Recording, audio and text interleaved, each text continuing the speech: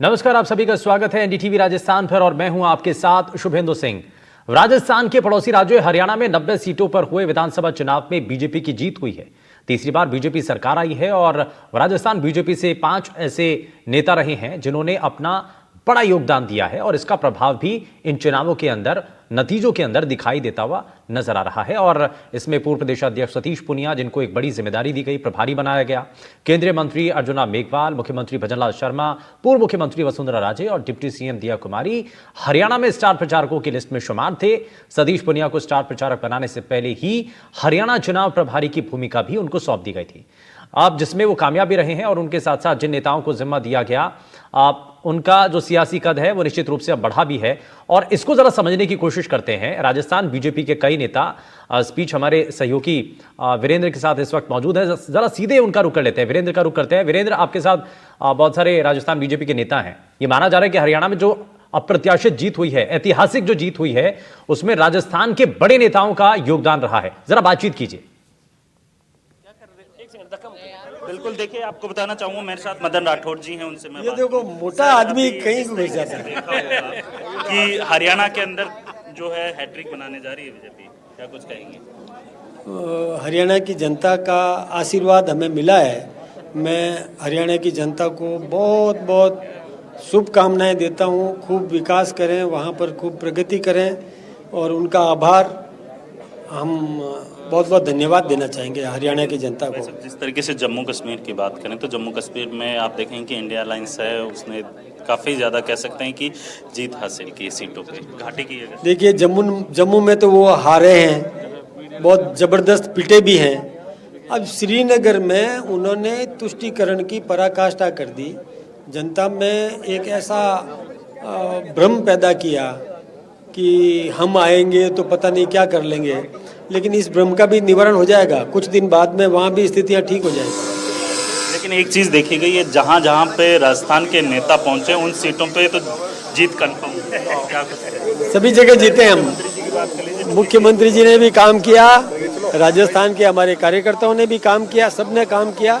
हम जनता का बहुत बहुत आशीर्वाद। बिल्कुल, देखिए शुभेंदु, आपको मैं दिखाना चाहूँगा कि यहाँ पे बीजेपी के कार्यकर्ताओं के द्वारा जलेबी है वो बनाई जा रही है और इसके साथ ही जो जीत का जश्न है वो इस बात से आप देख सकते हैं कि पूरे बीजेपी मुख्यालय के अंदर आतिशबाजी का कार्यक्रम रखा गया है। इसके साथ ही आपको बताना चाहूँगा कि जो तमाम जो कार्यकर्ता हैं बीजेपी के, वो यहाँ जलेबी बनाते हुए दिखाई दे रहे हैं, क्योंकि जिस तरीके से आपने देखा होगा कि तीसरी बार जो है यहाँ पे जो हरियाणा के अंदर बीजेपी अपनी सरकार बनाने जा रही है। और सबसे बड़ी बात ये है कि आप देख सकते हैं कि एक्सक्लूसिव तस्वीरों के अंदर मदन राठौड़, जो कि बीजेपी प्रदेशाध्यक्ष हैं, वो यहाँ पे जलेबी बना रहे हैं और उनसे मैं जानने की कोशिश करूंगा, क्योंकि जिस तरीके से देखा गया है कि राजस्थान के जहाँ जहाँ पर नेता पहुंचे हैं उन नेताओं के द्वारा जो है चुनाव प्रचार किया गया था, उस चुनाव प्रचार के अंदर आपने देखा होगा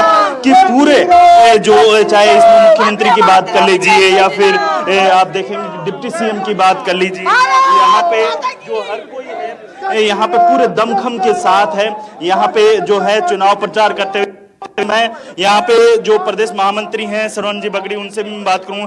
भाई साहब, जलेबी तल रहे हैं, क्या कुछ कहेंगे? बिल्कुल, आप देखिए हरियाणा की। और चलिए, ये हमने आपको जीत के जश्न की वो तस्वीरें दिखाई हैं जो कि हरियाणा में जीत का स्वाद जो चखा गया है, उसका जो जलेबी हैं वो राजस्थान में भी तैयार हो रही हैं। और ये आप स्वाद देखिए जीत का कि कितना दूर तक पहुंचा है, क्योंकि इसमें भूमिका राजस्थान के बड़े नेताओं की भी रही है। और इस भूमिका को जरा समझने की कोशिश करते हैं। इस बीच हमारे साथ कुछ खास मेहमान कार्यक्रम में जुड़ चुके हैं, जरा सबसे पहले आपको मिलवा देते हैं उनसे। हमारे साथ अमिताभ भूषण जी कार्यक्रम में जुड़ चुके हैं, बहुत स्वागत है सर आपका। पुरुषोत्तम भदौरिया जी हमारे साथ वरिष्ठ पत्रकार कार्यक्रम में जुड़ चुके हैं, सर बहुत स्वागत है आपका भी। नितिन अग्रवाल हमारे साथ कांग्रेस पार्टी के प्रवक्ता भी जुड़ चुके हैं, सर बहुत स्वागत है आपका भी। और शुरुआत में पुरुषोत्तम जी आपसे ही कर रहा हूँ, ये जो हम देख रहे थे और जो एग्जिट पोल के जो आंकड़े थे वो भी ये बता रहे थे और हर पॉलिटिकल पंडित इस ओर इशारा कर रहा था, खास करके हरियाणा के अंदर आपके जाटों की नाराजगी है, खिलाड़ियों का बड़ा मुद्दा है, अग्निवीर योजना जो कि हरियाणा के अंदर बड़ा नुकसान दे सकती है। ये कई ऐसे एजेंडे थे, युवाओं का मसला था, है ना। तो लेकिन इस सब के इतर ये क्या हुआ, ये कौन सा जादू था क्योंकि लोकसभा चुनाव में बीजेपी को उतना ज्यादा सीटें नहीं मिली, कई आधी सीटें हार गई थी हरियाणा के अंदर बीजेपी। तो ये कौन सा मैजिक था? ये भी नहीं कहा जा सकता कि मोदी मैजिक है, क्योंकि वो लोकसभा में आधी सीटें हार गए थे। तो क्या हुआ ये?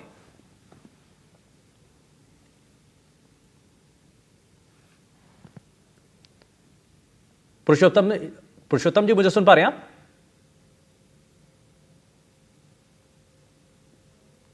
पुरुषोत्तम जी, मेरी आवाज पहुंच रही है आप तक? चलिए मैं थोड़ा आगे बढ़ता हूं, मैं इसमें अमिताभ भूषण जी को जोड़ लेता हूं। अमिताभ जी, आप मुझे सुन पा रहे हैं? आप जी बिल्कुल। अमिताभ जी, इसमें क्या नजर आ रहा है? ये बड़ा वाजिब सा सवाल है और लोगों के मन में भी सवाल है, क्योंकि बार बार जो आंकड़े इससे पहले तक एग्जिट पोल के आए थे उसके अंदर भी कुछ इसी तरफ इशारा मिल रहा था। लेकिन जब ये अभी जो आंकड़े सामने आ रहे हैं, ये बहुत कुछ बता रहे हैं। ये बता रहे हैं कि पुरानी जो चीजें थी ये सब इतर हैं, लेकिन असल सच्चाई ये है। तो ये कैसे हुआ ये सब कुछ? देखिए, इसमें दो तीन बात है। पहला तो ये है कि जब जाट वर्सेस अदर की जो बात शुरू से हो रही थी, जिस तरीके से जाट बिरादरी हरियाणा के भीतर बहुत उत्साहित थी इस चुनाव को लेकर, और बल्कि उत्साहित से ज्यादा कहें तो बहुत एग्रेसिव थी, बहुत आगे बढ़ के भाजपा हराओ अभियान को वो चला रही थी। और उसमें आप देखिए, पहलवान हो या फिर हरियाणा की बेटी की बात हो जो हमने देखा विनेश फोगाट का, या तमाम जो सैनिकों की बात हो, उसको लेकर के कांग्रेस बहुत एग्रेसिव थी। और कांग्रेस को ऐसा लग रहा था कि जाट वोटों के बूते इस बार हरियाणा में बीजेपी की सरकार पलट जाएगी। लेकिन ये जो एग्रेशन रहा, ये जो दूसरी कांग्रेस की चूक, मैं ये भी मानता हूं कि वहां आम आदमी पार्टी को आप देखिए, पिछले चुनाव में पॉइंट कुछ फीसदी का मत प्रतिशत आम आदमी पार्टी को हासिल हुआ था। इस बार 1.5% के आसपास उनको मत हासिल हुआ है। बीजेपी और कांग्रेस के मत में आप अंतर देखेंगे तो इस वक्त जो तस्वीर दिखाई दे रही है उसमें 1.25% मत का अंतर है। उस 1.25% मत को अगर इस 1.5% से आप जोड़ देते हैं तो फिर वो स्थिति बदल जाती।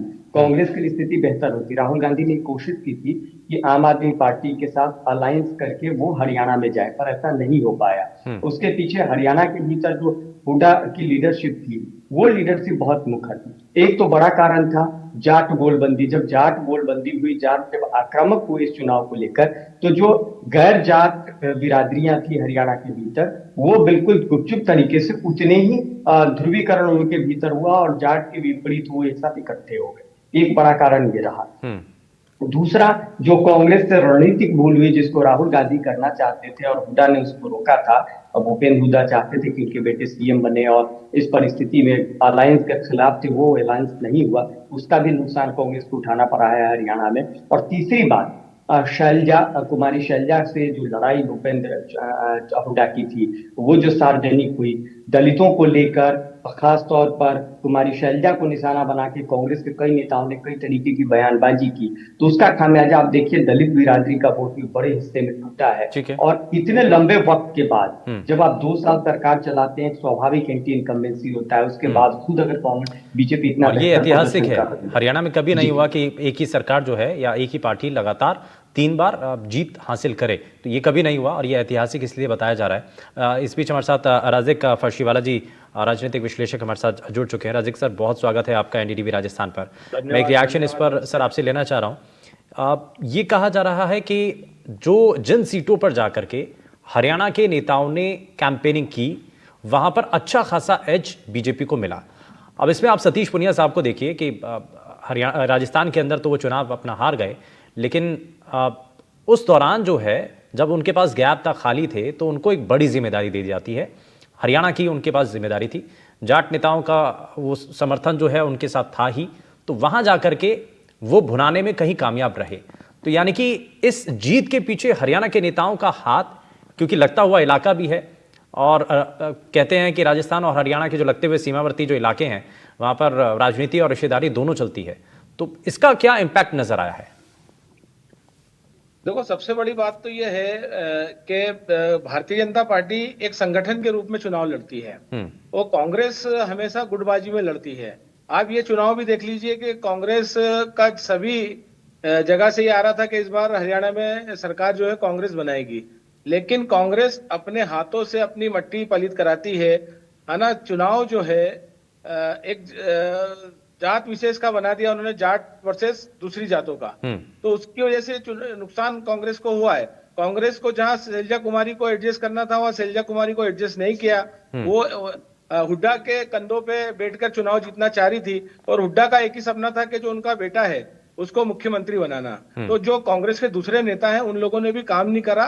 कई जगह सीटें ऐसी हुई कि गुटबाजी की वजह से कांग्रेस चुनाव हार गई है। यानी कि आपके कहने का मतलब यह है कि जाट और नॉन जाट वर्सेस की ये जो कांग्रेस ने लड़ाई बनाई थी उसका उनको खामियाजा भुगतना पड़ा, क्योंकि जाट वोट उतना नहीं, लेकिन जो नॉन जाट वोट है वो एक तरफा बीजेपी की तरफ चले गए। ये आपका है। बिल्कुल बिल्कुल, पिछली बार भी ऐसे ही हुआ था। पिछली बार भी जाट वर्सेस नॉन जाट का चुनाव हो गया था, और इस बार भी।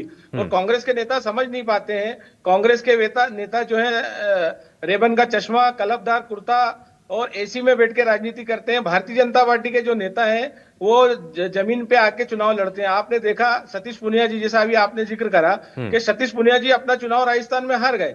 वो हारने के बाद भारतीय जनता पार्टी ने उनके ऊपर विश्वास किया। एक मेरा पूरा वाक्य पूरा हो जाने दीजिए। वो उनके ऊपर विश्वास किया, उन्होंने वहां डेरा डाला। वो भी सतीश पुनिया जी भी जाट समाज से आते हैं। उन्होंने अपनी रिश्तेदारी, जैसा आपने कहा कि सारे राजस्थान नेताओं ने अपनी रिश्तेदारी निभाई है वहां के, तो उन्होंने भी निभाई है और ये चुनाव जीत के बताया उन्होंने। ठीक है, और इसका प्रभाव भी दिखाई दिया है। नितिन जी भी हमारे साथ हैं कार्यक्रम में। नितिन जी, एक चीज़ बताइए कि आपको कहाँ आपका असेसमेंट रह गया, कहाँ कमी रह गई ये समझ पाने में कि जिस लड़ाई को आप बड़े आसानी से जीत सकते थे, एक एज था। ये कहा जा रहा था कि 10 साल की एंटी इनकम्बेंसी है, सरकार पहले से ही जो है वो खराब फेज से गुजर रही है, आंदोलन हुआ किसानों का, उसके बाद कई ऐसी परिस्थितियां बनी, खिलाड़ियों को लेकर के एक बड़ा मुद्दा बना। ठीक है, ये बहुत सारी ऐसी चीज़ें बनी, सब कुछ थाली परोसी हुई थी, लेकिन उसके बाद भी कई लोगों का ये कहना है कि कांग्रेस पार्टी खाना नहीं खा पाई। नहीं, देखिए, जहां तक पिछली बार का और 2024 के चुनाव में जो 5 साल का फर्क है, वहां पे आप देखेंगे कि कांग्रेस का वोटिंग परसेंट रेशियो जो है वो काफी बड़ा है, लगभग भाजपा के बराबर आके खड़ा है 39-40% पे। अब वो कहीं ना कहीं सीटों में कहाँ नहीं कन्वर्ट हो पाया, उसके लिए तो पार्टी विश्लेषण करेगी, उसके लिए तो हमारा एनालिसिस होगा। पर जो अगर जैसे अभी हमारे राजनीतिक विश्लेषक थे, उन्होंने बात करी जाट वर्सेस गैर जाट या जो भी कारण रहे इनके अनुसार, अगर ऐसा होता कि किसी स्पेसिफिक जाति पे पार्टी चुनाव लड़ रही थी तो आज हमारा वोट परसेंट इनके बराबर आके नहीं खड़ा होता। अगर इतना ही जाट वर्सेस गैर जाट का फर्क रहता तो ये शायद वोट परसेंट नीचे होता। आपको लगता है कि अलायंस करना ज्यादा बेहतर रहता? अगर अलायंस होता तो शायद परिस्थितियां दूसरी होती। देखिए, वो माइट बी पॉसिबल, बट वो पार्टी का फैसला था। तो मेरे हिसाब से अच्छा चुनाव लड़ा, मुद्दे सबके सामने थे, जनहित में मुद्दे थे और भाजपा का विरोध था, हम सबने देखा। सवाल तो यही है ना कि जनहित के मुद्दे थे, सब कुछ माहौल आपके पक्ष में था, लेकिन उसके बावजूद भी आप सीटें 60 पार का नारा था, ये 35-36 के आसपास अटक गए। बिल्कुल वही मैंने आपको बताया कि वोट परसेंट हमारा बढ़ा, बट कहीं ना कहीं सीटों में वो चीजें कन्वर्ट नहीं हो पाई। तो उसका विश्लेषण किया जाएगा। और जो अभी अपन नतीजे देख रहे हो लगभग फाइनल से है। कुछ सीटें अभी भी ऐसी है जहां पे कुछ रिजल्ट पेंडिंग अभी भी है, एक 2 राउंड के हैं, और वहां पे अभी भी कहीं ना कहीं कुछ इश्यूज चल रहे हैं इलेक्शन कमीशन के साथ। तो मुझे लगता है कि हल्का फुल्का हमें अभी और चेंज देखने की हमें उम्मीद है। नहीं तो उसमें कितना अंतर आएगा? वो 2-4-5 सीटें, इससे ज्यादा तो नहीं आएगा। तो यानी कि फिर भी दूरी तो है ही। देखते हैं इसमें रजिक सर कुछ कहना चाह रहे हैं, मैं उनका एक रिएक्शन ले लेता हूँ। इस बीच हमारे साथ भारतीय जनता पार्टी के प्रवक्ता श्याम झा भी कार्यक्रम में जुड़ चुके हैं। श्याम जी, बहुत स्वागत है आपका एनडीटीवी राजस्थान पर। लेकिन रजिक सर जरा जल्दी से एक रिएक्शन कुछ कहना चाह रहे थे। बघेल साहब, मैं कांग्रेस के जो मेरे मित्र हैं नितिन अग्रवाल जी, इन्होंने कहा कि जाट वर्सेस अदर जात नहीं हुआ चुनाव। मैं इनके आंख खोलना चाहता हूं कि जब तक हुड्डा कांग्रेस को चलाएंगे आपके हरियाणा में, तो वो जाट वर्सेस अन्य जाति होगा। अगर ये कुमारी सैलजा को अपना चेहरा बनाते और जाट वोट अगर इनको लगता है कि इनके पास में, इनके पॉकेट में है, तो रिजल्ट हो सकता है कि दूसरा आता। लेकिन हुड्डा की जिसको बोलते हैं ना एक तरह से चलाना, वो कांग्रेस को नुकसान दे गया। अच्छा, इसमें एक और बड़ा फैक्टर भी है, निर्दलीय जो कैंडिडेट थे, इसमें जननायक जनता पार्टी थी, इसमें INLD थी। तो इन सब का जो पैटर्न था, क्योंकि ये भी जाट की राजनीति करते हैं, तो मुझे लगता है कि यहाँ पर भी एक डेंट पड़ा है। हालांकि वो सभी जितने INLD के नेता हों या JJP के नेता हों, जाट के जो बड़े चेहरे थे, चाहे दुष्यंत चौटाला हो, दिग्विजय चौटाला हो या अभय चौटाला हो, इनकी राजनीति जाट वाली शायद खत्म होती हुई दिखाई दे रही है। ये तो साफ नजर आ ही रहा है कि जाटों में एक बड़ा चेहरा उभर करके जो पहले से स्थापित था, वो जो है हुड्डा साहब दिखाई दिए हैं। श्याम झा को मैं जरा जल्दी से जोड़ लेता हूँ। श्याम जी, एक चीज़ बताइए कि हरियाणा और राजस्थान का जो कनेक्शन है, हरियाणा में एक बड़ी जीत आपको मिली है, ऐतिहासिक जीत है, राजस्थान के नेताओं की एक बड़ी जिम्मेदारी थी। तो शुरुआत में लग रहा था कि फाइट जो है वो इतनी ज़्यादा टफ है, जो जो जिस तरीके से परिणाम अभी सामने आए हैं, ऐसा सोचा था? जी शुभेंदु जी, सबसे पहले तो मैं हरियाणा के जो मतदाता हैं उनको वंदन करता हूं और उनका हृदय से आभार व्यक्त करता हूं कि उन्होंने भारतीय जनता पार्टी पे पुनः एक बार विश्वास जताया है। और जिस प्रकार से ये चुनाव है शुभेंदु जी, ये चुनाव घोटाले, भ्रष्टाचार और परिवारवाद और उसके बाद जो षड्यंत्र जिस प्रकार से झूठ फैलाने का जो काम किया है कांग्रेस ने, वर्सेज विकास और उसके बाद किसान, युवा और महिलाओं का जो विकास है उसका चुनाव था। और इसमें कहीं ना कहीं हरियाणा के जो जनता है उसने विकास को चुना है और जिस प्रकार से भ्रष्टाचार और परिवारवाद था उसको उन्होंने सिरे से नकार दिया है। और रही बात जिस प्रकार से इन्होंने जातिवाद फैलाने का काम किया है, बांटने का काम किया है जातियों में, उसको कहीं ना कहीं सिरे से नकार दिया हरियाणा के लोगों ने। राजस्थान में आप निश्चित मान के चलिए जिस प्रकार से वहां पे नतीजे आए हैं, तो ये मान के चलिए कि कहीं ना कहीं जो वो बांटने की जो कोशिश की थी कि जाट वर्सेस अदर, जाटों को जिस प्रकार से इन्होंने बांटने की कोशिश की, आप देखिए कई जाट बाहुल सीट भारतीय जनता पार्टी जीत के आई है। लोग जान चुके हैं कि ये कांग्रेस का काम केवल जातियों में, धर्म में बांटने का काम है। और वहीं जो भाजपा का विकास का एजेंडा है उसको लोगों ने स्वीकार किया है और मौका दिया है। ठीक है, मैं वापस लौटता हूं सर। अमिताभ जी हमारे साथ लगातार बने हुए हैं। अमिताभ जी, एक चीज बताइए कि अब ये जो हरियाणा के अंदर जो परिणाम सामने आए हैं और जम्मू में अच्छा भी प्रदर्शन किया है भारतीय जनता पार्टी ने, तो क्या अब राजस्थान के जो उपचुनाव होने जा रहे हैं, क्या इसमें इसका कुछ असर पड़ेगा? और आने वाले जो बाकी राज्यों के अंदर जो विधानसभा के चुनाव भी होने हैं, महाराष्ट्र के अंदर होने हैं, तो ऐसे स्टेट के अंदर बीजेपी अगर, क्योंकि ये चुनाव अगर कहीं बीजेपी के हाथ से खिसकता तो एक बड़ा डेंट पहुंचता, कार्यकर्ताओं का मोरल डाउन होता, ये एक तस्वीर दिखाई देती है। लेकिन फिलहाल जीत की स्थिति में है तो इसका बड़ा इंपैक्ट है। और राजस्थान में क्योंकि उपचुनाव भी है तो इसका इन उपचुनाव पर कितना असर पड़ेगा? निश्चित तौर पर देखिए, आपने जिस बात का जिक्र किया है शुभेंदु जी, राजस्थान के भीतर निश्चित तौर पर इस परिणाम के बाद खासतौर पर हरियाणा का परिणाम अपने आप में भाजपा के कार्यकर्ताओं को उत्साहित करने के लिए बहुत महत्वपूर्ण परिणाम है। जम्मू कश्मीर में भी आप देखेंगे तो 2024 के लोकसभा में 29 विधानसभा सीटों पर बीजेपी की बढ़त। बीजेपी अपनी पुरानी जमीन को, मतलब 2024 में जो उनकी जमीन थी, उस प्रदर्शन को उसने दोहराया, उसको बचाए रखने में कामयाब। हालांकि बीजेपी को उम्मीद रही होगी कि वो 29 से ज्यादा जम्मू रीजन में खासतौर पर और बेहतर करे, लेकिन वो कॉम्बिनेशन उस रूप में नहीं बना। मनोज सिन्हा वहां इतने दिनों से एलजी के तौर पर है, उन्होंने दस्तरखान बिछाया था और कई बार उन्होंने वहां के अल्पसंख्यक समुदाय, वहां के बहुसंख्यक और देश के अल्पसंख्यक समुदाय को साधने की कोशिश की, लेकिन उस सबका असर नहीं था। सर, मैं वापस लौटता हूं। जरा एक तस्वीर बड़ी महत्वपूर्ण है। ये देखिए, जीत के बाद, हरियाणा में जो जीत मिली है उसके बाद, क्योंकि लगातार कैंपेनिंग करते रहे मुख्यमंत्री भजनलाल शर्मा, और हरियाणा में जाकर के कई ऐसी सीटें हैं, लोहारू है, समालखा है, तोशाम है, ये ऐसी हरियाणा की विधानसभा सीटें थी जहां पर जाकर के उन्होंने बखूबी तरीके से ग्राउंड पर बीजेपी के जो प्रत्याशी थे उनके पक्ष में माहौल बनाने की कोशिश की। 1 2 3 4 उसमें 5 6 7 कई बड़े एजेंडे थे। हमारे संवाददाता भी हमारे साथ बने हुए हैं, वीरेंद्र, जो कि लगातार तस्वीरें हमारे सभी दर्शकों तक पहुंचा रहे हैं। जरा उनका भी रुख कर लेते हैं। वीरेंद्र, ये बड़ी ऐतिहासिक जीत हरियाणा के अंदर और राजस्थान के नेताओं का उसमें बड़ा जो योगदान रहा है, ये उसके अंदर एक बड़े सूत्रधार के तौर पर एक सतीश पुनिया, राजस्थान के कई बड़े चेहरे, इसमें मुख्यमंत्री भजनलाल शर्मा जो कि समालखा में भी रहे, जैसे कि पहले भी बताया गया कि तोशाम, लोहारू, ये वो इलाके थे जहां पर जाकर के उन्होंने कैंपेनिंग की और वहां पर देखा भी गया है कि बहुत एक एज लेकर के बीजेपी आगे बढ़ी है। वीरेंद्र, इस पर अभी तक उनका कोई रिएक्शन सामने आया जीत के बाद?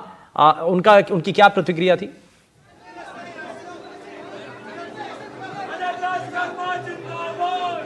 वीरेंद्र,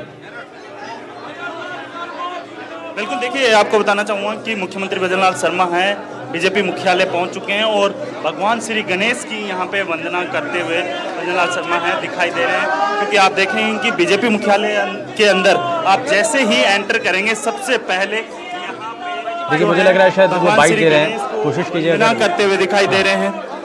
और बिल्कुल देखिए,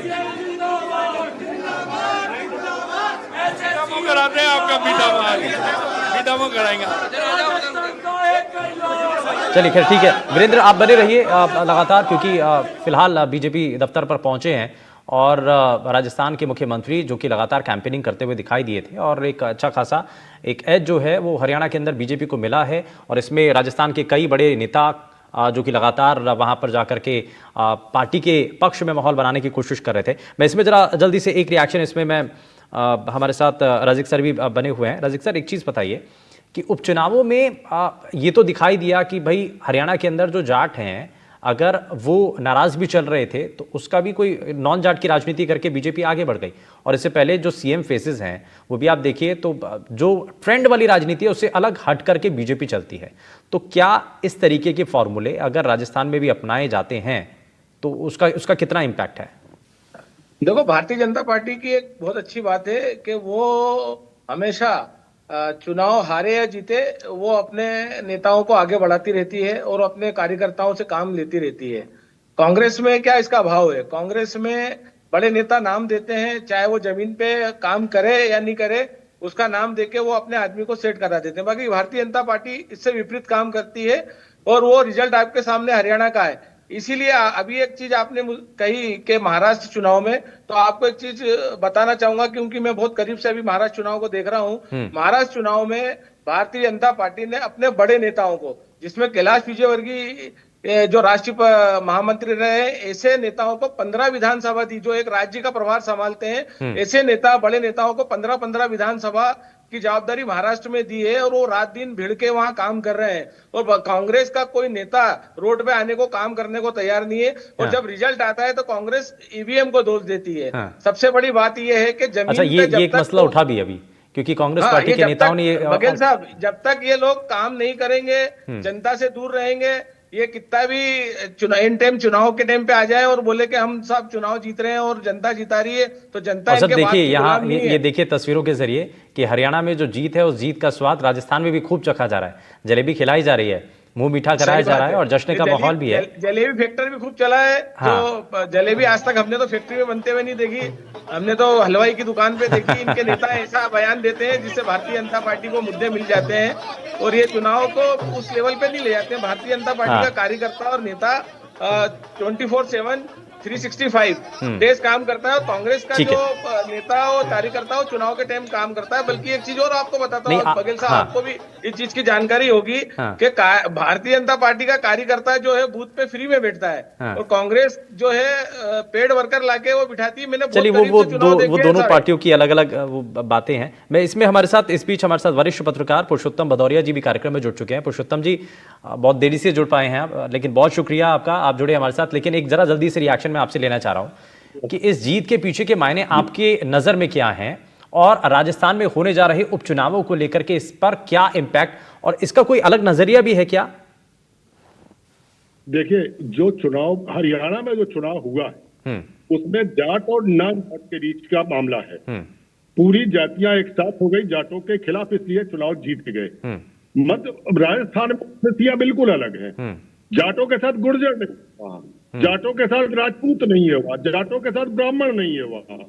तो ये स्थितियां अगर हो गए कि बीजेपी को वहां उपचुनाव में ज्यादा सफलता मिलेगी, तो मुझे नहीं लगता है कि बीजेपी को वहां सफलता मिलेगी। वहां और हरियाणा और वहां की स्थितियों में, परिस्थितियों में बहुत अंतर है। लेकिन एक मोमेंटम तो बना है।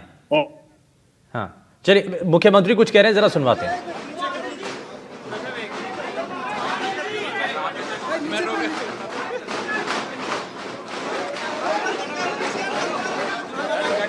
आगे धक्का नहीं, आगे यहीं उठाओ, यहीं उठाओ,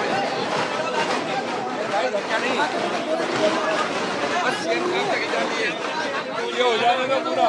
हाँ, बोलिए भारत माता की, भारत माता की।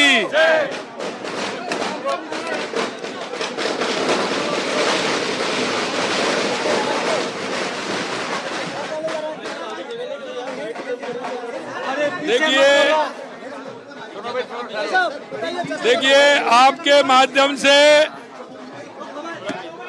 मैं हरियाणा की, ये बंद करवा इसको, अरे ढोल को बंद कराओ ना, अरे आप जाके ढोल को बंद कराओ, ढोल को बंद कराओ, बंद कराओ, अरे बंद करा देना इसको,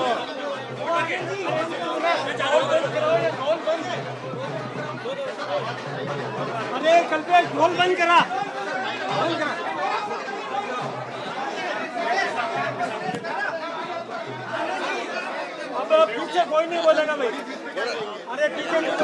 देखिए, सबसे पहले तो मैं आप सभी को बधाई देता हूं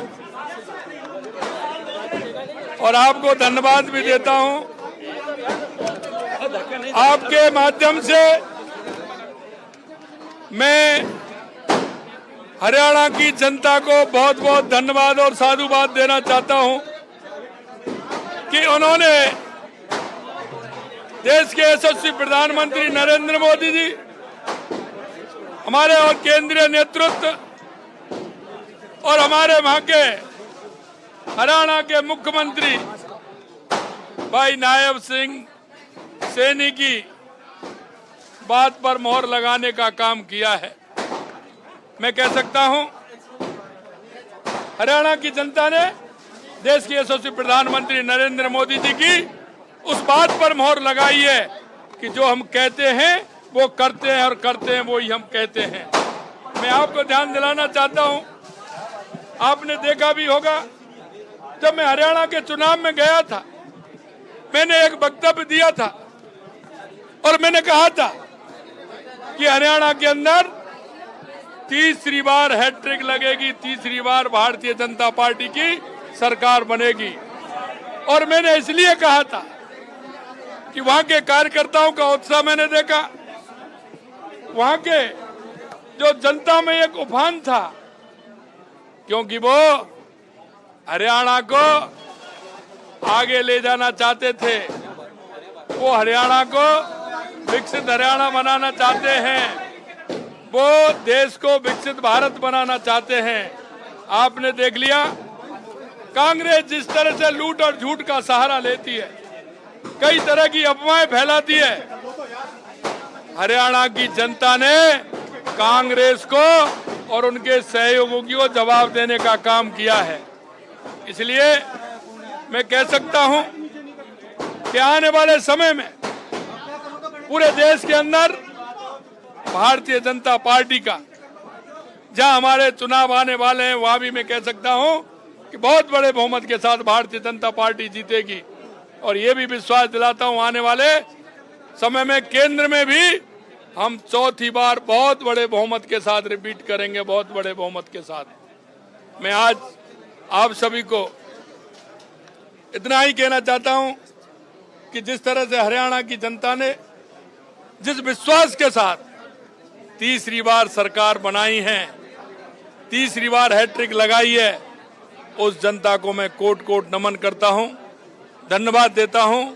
और हमारे यशस्वी प्रधानमंत्री जी को, हमारे वहां के मुख्यमंत्री प्रदेश अध्यक्ष जी को हरियाणा के, और हमारे प्रदेश अध्यक्ष माननीय मदन लाल जी भाई साहब को, कि उन्होंने भी सभी जगह, जिस तरह से राजस्थान से भी हमारे कार्यकर्ता गए, सभी जगह उन्होंने जाकर के मेहनत की।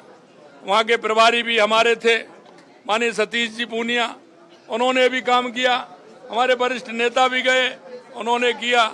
मैं कह सकता हूँ कि जो हरियाणा की जनता ने भारतीय जनता पार्टी के कार्यकर्ता पर विश्वास किया है और बहुत ही बड़े बहुमत के साथ जो सरकार बन रही है, उसके लिए मैं पुनः धन्यवाद।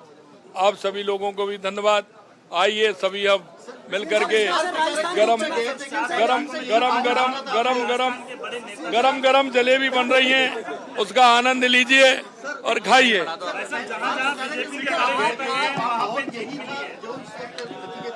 देखिए, मैं आपसे कहना चाहता हूं कि देश की जनता को यह विश्वास है, क्योंकि वो देखते हैं कि एक मजबूत नेतृत्व और एक जो बात कहने वाला नेतृत्व कि जो कहता है वो करके दिखाता है। देश के यशस्वी प्रधानमंत्री नरेंद्र मोदी जी पर उनको विश्वास है, वहां के हमारे मुख्यमंत्री नायब सैनी जी पर विश्वास है, इसलिए उन्होंने इतना बड़ा बहुमत हरियाणा में मिला।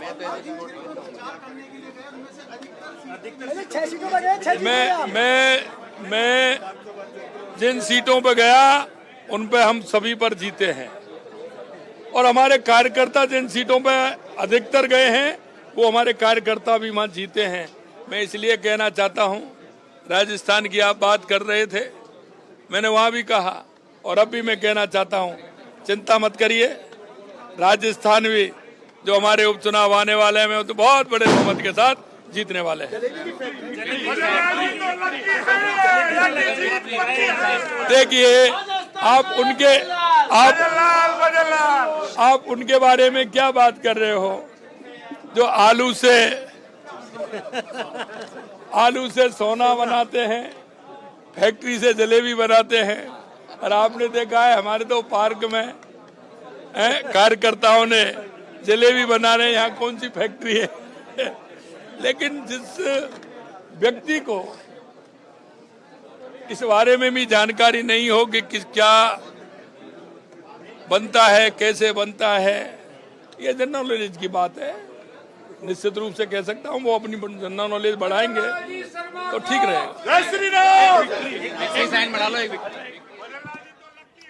चलिए, मुख्यमंत्री भजनलाल शर्मा को आपने सुना और इस जीत को लेकर के उन्होंने कहा कि वो पहले से ही आश्वस्त थे और जब कैंपेनिंग वो कर रहे थे और पार्टी नेताओं से जब बातचीत हो रही थी तो उस वक्त भी उनके द्वारा बताया गया था कि जीत की तरफ ये रास्ता बहुत तेजी के साथ आगे बढ़ रहा है। और सभी खास मेहमान लगातार हमारे साथ कार्यक्रम में बने हुए, जरा उनका रुख कर लेता हूँ। पुरुषोत्तम जी, आप कह रहे थे, आपने जो एक बात कही थी कि भाई हरियाणा के जो परिणाम हैं वो राजस्थान से अलग हैं, थोड़ा सा बताइए, क्योंकि ये बार बार इस बात की चर्चा है कि भाई जीत का तो फर्क पड़ता ही है, एक मोमेंटम बीजेपी की जीत का बना भी हुआ है, तो आपको नहीं लगता कि इसका एक एज राजस्थान के अंदर बीजेपी को मिलेगा? क्या कारण है, आप क्यों ऐसा कह रहे हैं, बताइए जरा।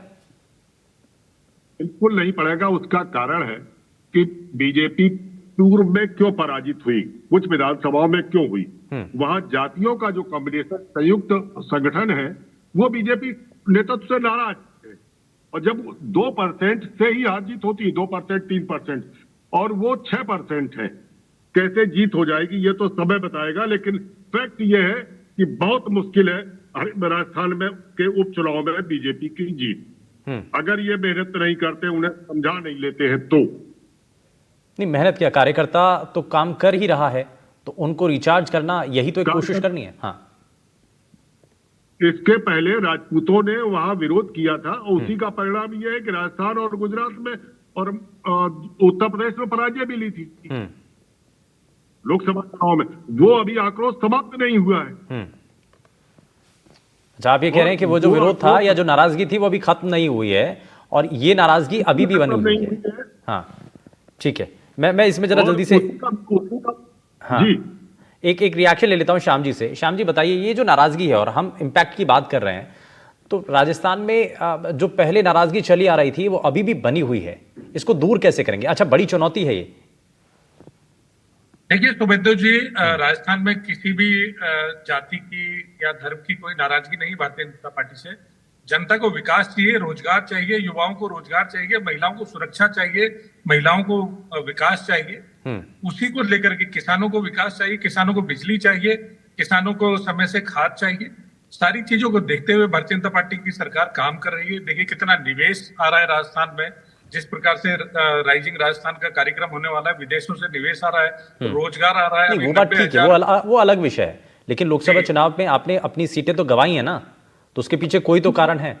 तो वो जो नाराजगी है उसको दूर कैसे करेंगे? मैं सिर्फ इतना सा जानना चाहता हूँ।